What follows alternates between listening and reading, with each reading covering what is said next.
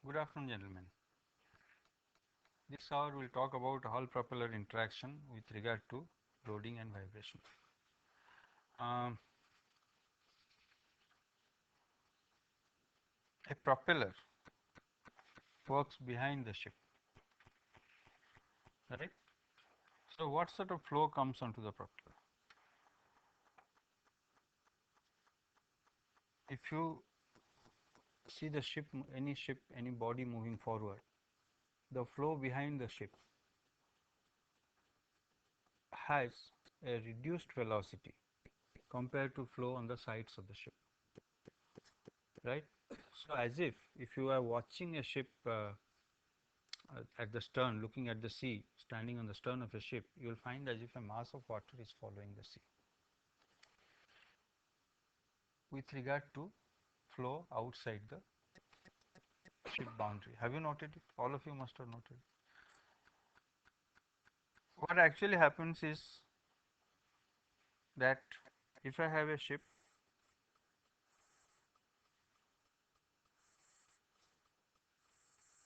the water velocity, if the ship is moving like this, the water velocity is can be considered as equal and opposite in the other direction. That is, if this is v, then a speed, water speed here, relative water speed is v, right? Same here.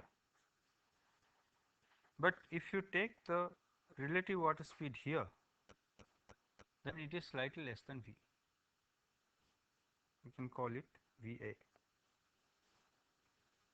and normally VA is less than v. That is, the water speed behind the ship is less than that far away.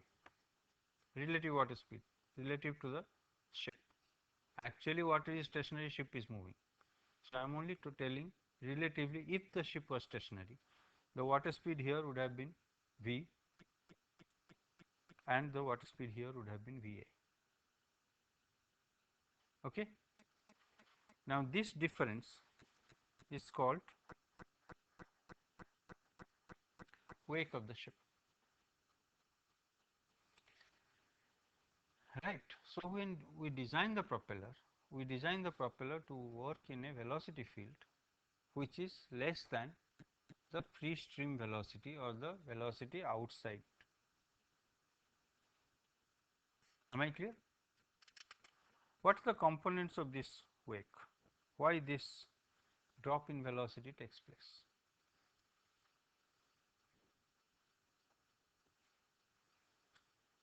Why should it take place? It drags the water that adheres to the surface of the hull. So the tendency of the water is to continue in the direction of the ship. Right. So you have, this is what you have just said is the viscous component of wake. That is, you actually the boundary layer develops. What I have shown here is the boundary layer which thickens as the length of the ship increases, and this thickness increases as this length increases. So at the end there is a thick boundary layer behind the ship where the water is being dragged along with the ship because of the viscous effect. So the resultant velocity is a drop in from the free stream velocity, this is viscous wake. Similarly, if you for the time being forget about uh, viscosity, assume the fluid to be non-viscous, then what will happen? A body which is moving on the surface of interface of water and air, like a ship, it will generate a pressure distribution around it more aggravated due to presence of the free surface, which would not happen in the case of a aircraft or a submarine. So this pressure difference that is generated around the ship body causes formation of waves. So you have waves formed on the surface. When a ship moves, you also see waves going in like this. So you have divergent and transverse waves. You know from Bernoulli's equation must have been told to you that pressure and velocity are interlinked. They are connected by the so-called Bernoulli's equation. So if pressure changes, so does the velocity. So the velocity field, if the boundary layer was not there, would have been not of constant velocity all over, but it was changed based on the pressure distribution due to the presence of free surface. We will not go into how the changes would take place and how we can calculate it. At this stage, it suffices to know that due to the presence of the free surface, there is a velocity distribution which is not constant. Clear? That means around this place, even if the boundary layer we ignore, there would have been a change in the velocity field depending on the pressure around this. Am I clear? Okay, so that is called the potential wake, and there can be small little effects, the interference of the two, presence of a stern wave, there is a stern wave generated by the ship that may cause some problem, etc., etc. If you see the flow around a ship hull, you will find that the flow at the forward end of the ship goes sharply down. So the ship is like this.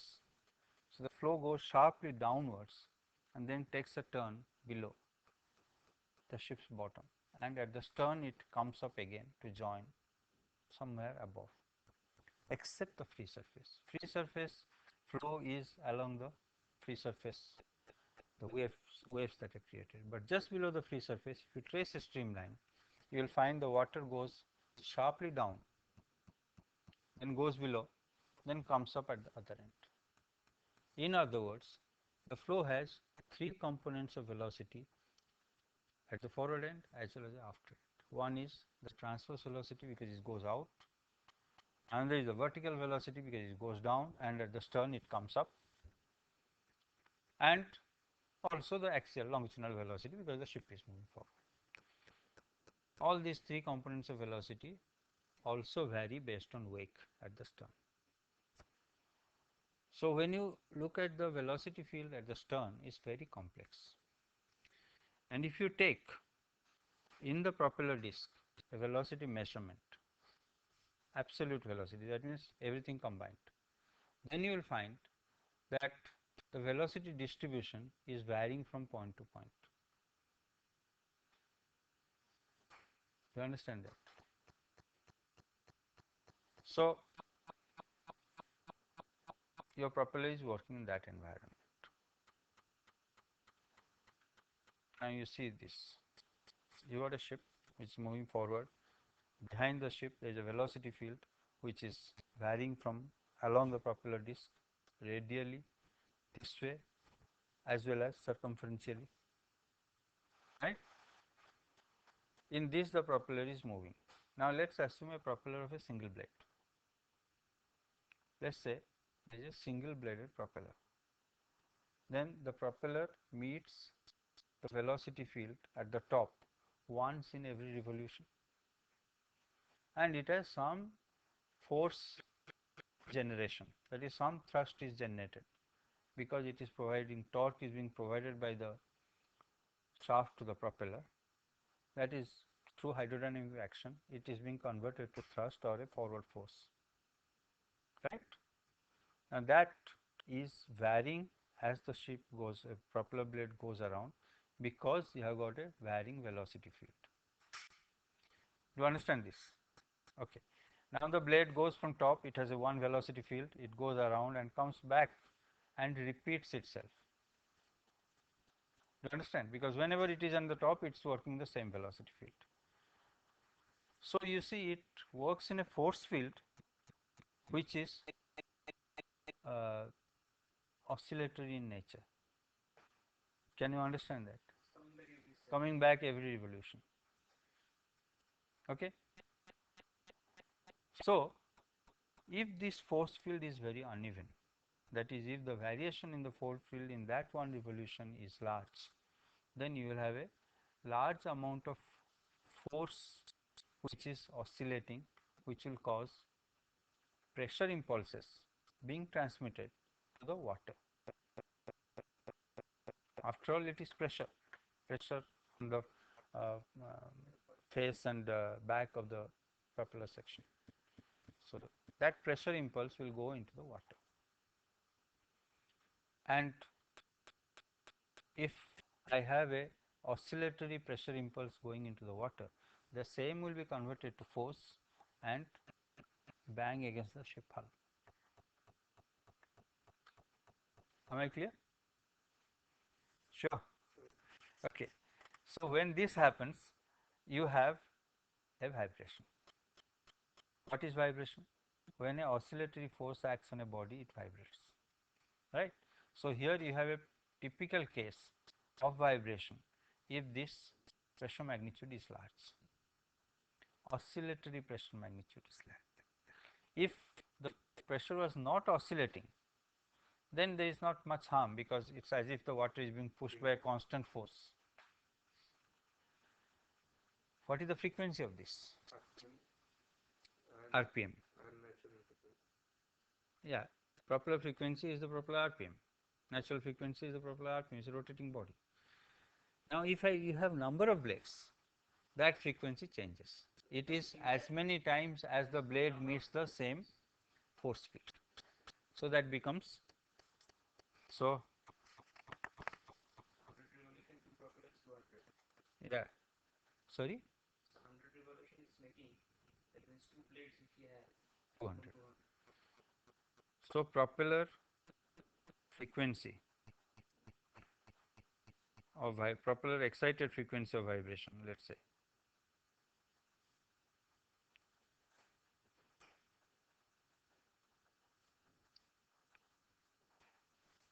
n into z, where n is the RPS and z is the number of blades.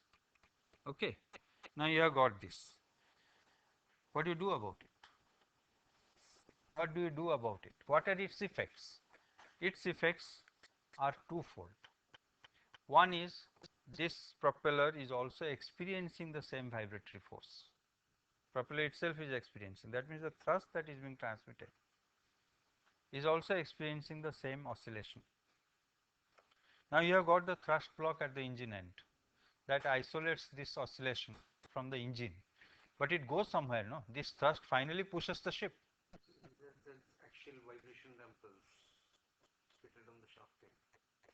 Uh, no, we should do something better than that. We assume that the propeller shafting is aligned properly, dampers are there, so large amount of vibratory force will not be transmitted. But take the case, see, vibration gets magnified if there is resonance. The hull girder has a natural frequency, which you might have been told. Have you been told about what I am telling? You have discussed it. You have been told about a resonance diagram. Yes, Okay. resonance. So that part you have done. The other part, what other effect does it have when this is the excitation propeller is getting, shafting is getting. What about the reaction of this to the water? The natural frequency of the hull also comes into play. Yeah, of course. When you are talking of resonance, They happen to match, then the resonance. right. That is with regard to the propeller excited vibration through the shafting system, for which you draw a resonance diagram and check whether everything is okay or not. But no, I am talking of something else now. This is one effect, which is very important, primary. The other effect is the reaction to the water that goes from the propeller. This is the propeller vibration. That means some cavitation formation will take No, place. no, no, no, no, don't. No, no, no. I am talking about. See, you have now identified an oscillatory force. That force, where is it acting? It is acting on the propeller because propeller is a medium through which this thrust is being transmitted to ship. Also, a reactionary force is being transmitted to the water. Okay. Now, this water is like, the water is Transmits to the hull. where? On the hull wall, on the On the stern, aft of the ship, on the top or near the propeller. near the propeller, whatever hull structure is there, it goes there. Now what happens is the bottom there is no structure below the propeller. So it all goes into the top, and if the magnitude is large, then you have a problem of aft body vibration. Very frequently it is found, particularly in ships where this problem, this exciting force is large. Why will it be large? Which ship will have a large exciting force? It is container ships and some amount of bulk areas which are on the ballast condition. Whatever I have said, from there you will know that. Wait a minute. It will be high. The vibration you will feel high if the vibratory force magnitude is high. Frequency is equal to n into z. Magnitude, if it is high, then you will feel large vibratory force. If it is low, then you don't feel it. Okay. So this large vibratory force will be there when there is more unevenness. Wait a minute. More unevenness in the velocity field, which I have taken care to explain to you. If the velocity field variation is large, then the magnitude of force variation in that one revolution is large, and therefore the vibratory force will be large. Can you understand that? How is the velocity variation coming around? This we explained, no? The first part, what did I say? When the around the propeller disc, the velocity field is varying because of the wake, because of the pressures and all these things. So when the propeller blade is rotating in a oscillating pressure field, the pressure field which repeats itself after each revolution. You understand that? So therefore, if just imagine, just for example, I will say that the velocity field is very low at the bottom and very high at the top. Then there will be a large force variation between the top and bottom, and that will oscillate in each revolution. So if this force variation was still larger, then you will have a still larger this thing. So basically the vibratory force in the aft body is due to the unevenness of the wake field in the propeller disc, and the more the unevenness, the more is the vibration, and which ship will have more unevenness. This is what I was asking.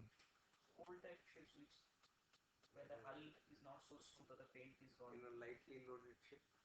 Now, it will generally speaking, the full form ships will be more prone to such vibration than fine form ships, mainly because of the reason we have talked about, that the unevenness of the velocity field. If I have a full ship closing in suddenly, sorry, then there is a lot of churning of water due to this. The three-dimensional nature of the flow is much higher than if I had a nice smooth ship, streamlined ship of fine form. So generally these problems are acute in full form bulk carriers and tankers, not in fine form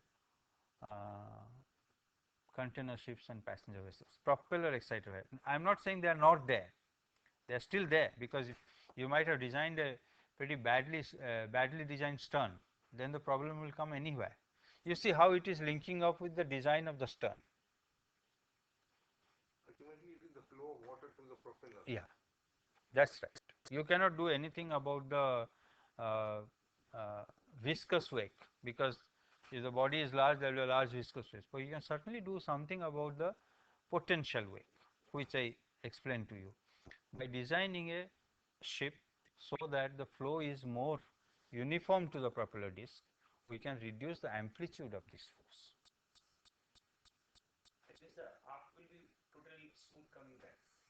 Uh, well, it is not so simple. It is not so simple. What we can say, we can give some guidelines. I will give some guidelines for a well designed stern. First guideline is, of course, Now all ships follow it without any exception.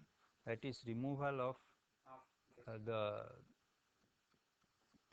that support you used to have for the rudders, not slide.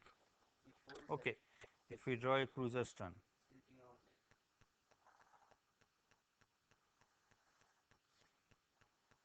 this is the rudder stock.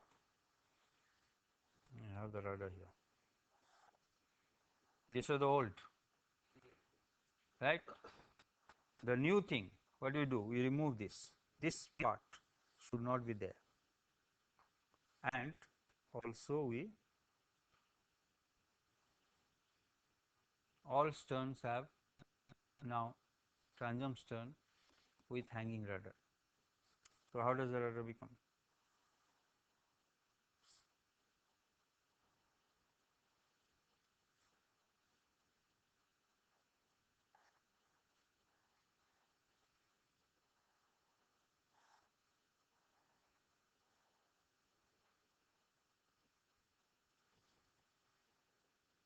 Okay, so this is your AP. It is not supported at the bottom anymore, it is hanging.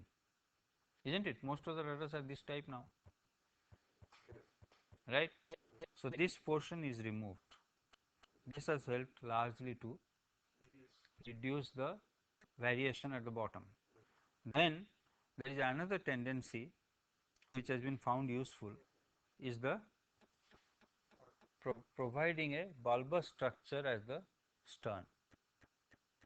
That is, this portion is in the form of a bulb closing in. That gives better flow characteristics to the ship. This portion I have marked here.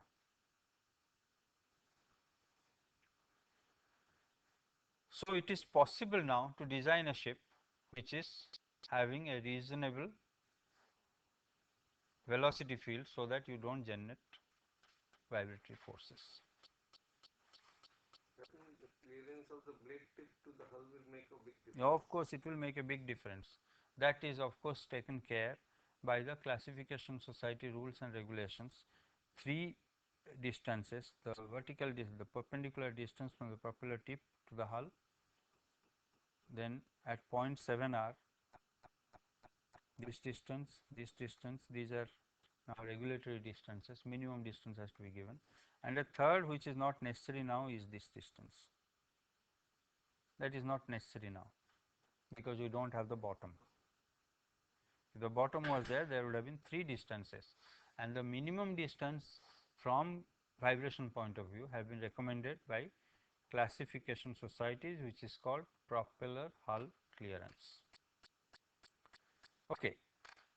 But then a lot depends on how you wish to deal with your ship. Suppose for example, let us take this water line here. If I draw this water line, my water line is ending here, giving the required clearance. I could do my water line, end my water line like this, or I could also end my water line like this.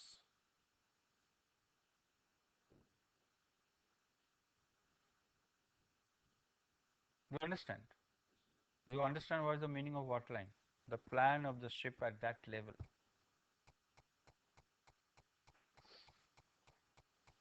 At that level, at this level, at 6-meter height, how does the ship close in? It can close in like this, or it can close in like this. Can you understand? Why have I closed it like this? If I didn't close it like this waterline would have closed somewhere here. I have closed it because the classification society has told me you must give this clearance, so I have forced the waterline to close in to maintain a regulatory requirement. But this is not fair. This is not fair because after all it's my ship. If it vibrates, it's bad for me as a ship owner. So this is not a recommended practice that you just close the water line forcibly instead of letting it go normally, smoothly, as it would have gone if we didn't close it. So actually this clearance should be though it is a geometric clearance given, it should be what we would like to call is the hydrodynamic clearance.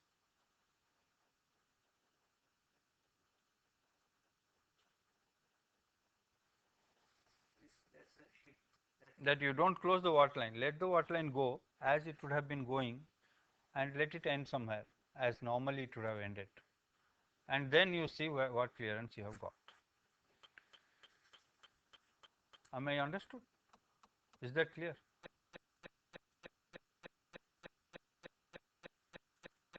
So, but still then why classical society they can't do it like that? They know the vibration will increase.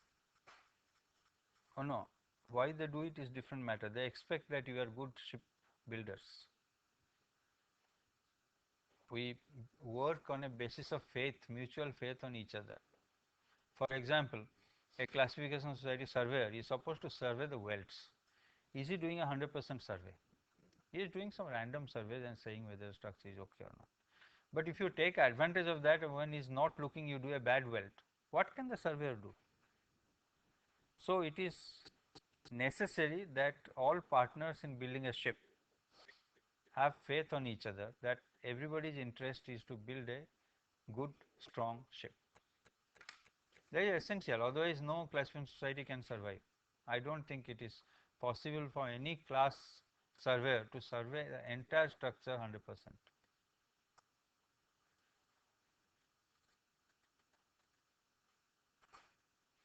Now you go to the after body. We are talking about after body vibration, let us say. Propeller part we have seen. What other precautions can we take in after body design? You remember, we have put a huge superstructure there. We are creating stress concentration by stopping it. We have said no, all structures should be continuous, but this big structure in the superstructure, which is thin but going very tall, and it stops abruptly at one level, and then we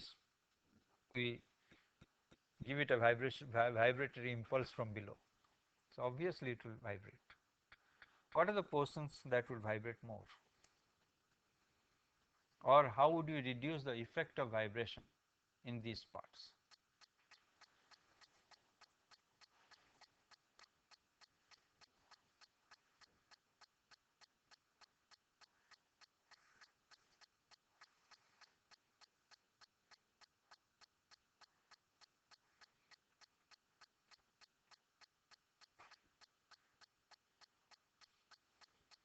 No, it will go much further than that.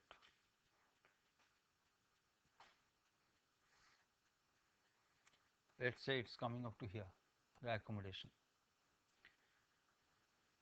What can we do to reduce vibration? I have done a bad accommodation here, but let us see what can be done about it. Can we prescribe some recommendations for reducing the effects of vibration, which would primarily be in local structural failure and discomfort? So like Pacific ships, they have the deck coming from not abruptly reducing, it's gradually coming down. Is that the bulkhead? We can't do that. This side is gradual, but this side is abrupt. This is a requirement of the merchant vessels, isn't it? What can we do? Some continuity things we talked in the last class. Yeah, particularly in this level.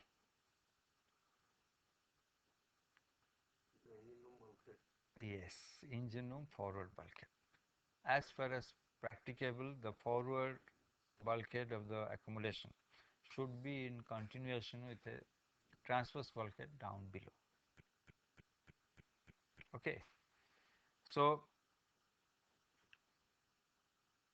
if we do that, then it's okay. But suppose we can't do it. It may mean making a accommodation 10 meters more, otherwise there is nothing to keep.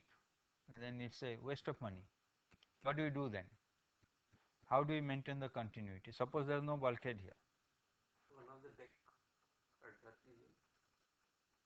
Have another deck is not an easy job. Some ships which have another deck. We have so many decks. This is one deck and the deck and the deck, all these decks are there. This is there. So many decks are there. We can maintain the continuity with the side cell by providing round brackets. Side cell, of course. Side cell continuity can be maintained, yes. Uh, no, it would be easier if we don't have bulkhead or if the superstructure is set inside. Then you have to give deep transverses or deep longitudinals below that, so that some sort of a continuity across the deck is maintained. For example, if you had a bulkhead here, then you should give a deep transverse here down below, so that continuity maintained with bracket connections to the end, of course, at regular intervals. Okay. There is another thing, that is new accommodations that are coming up. If you look at them,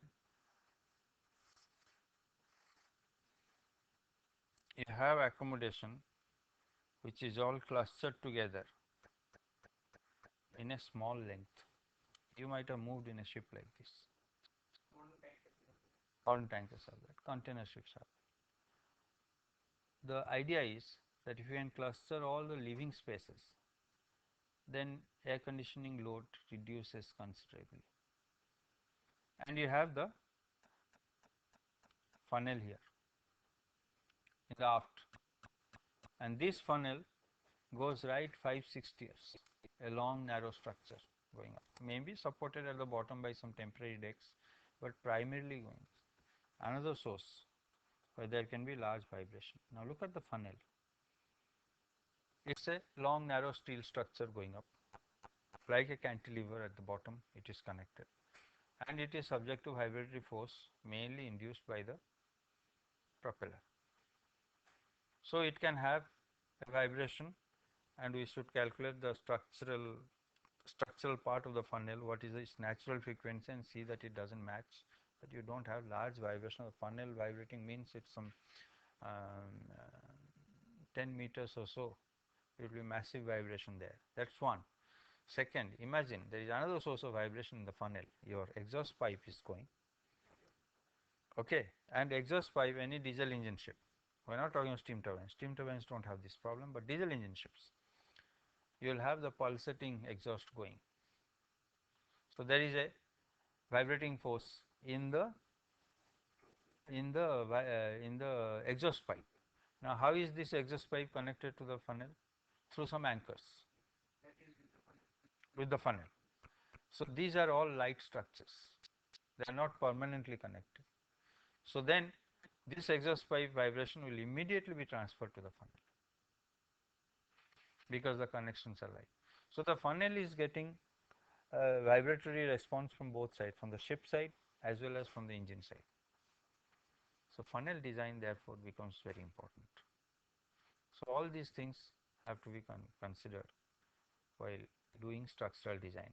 So therefore again, when you design the funnel, you have to see whether it is aligned properly with longitudinals and transverses, so that it is at least some continuity below the deck is maintained. It becomes a slightly more rigid structure than if it was not done. So what we talked about in the previous class regarding continuity, connectivity and alignment comes very it becomes very important in funnel design. In fact, all designs. Take the case of mm, uh, take the case of mm, a rotating machine having a foundation and sitting on a deck. That rotating machine foundation is not aligned properly with the bottom structure, and you have got this rotating machine rotating. Obviously any rotating machine has the frequency equal to RPM, and due to some misalignment there is a vibratory force.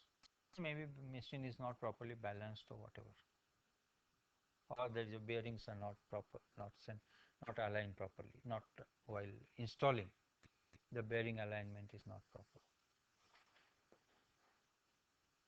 Then the vibratory force is immediately transmitted to the foundation. and the foundation, if the alignment is not good, then you start getting cracks. Why does a vibratory body or a vibratory structure crack? Cyclic loading, sir. Fatigue. Fatigue, yes. So,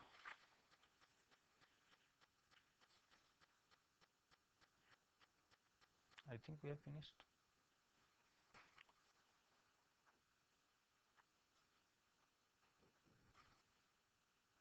Sorry? Okay, thank you.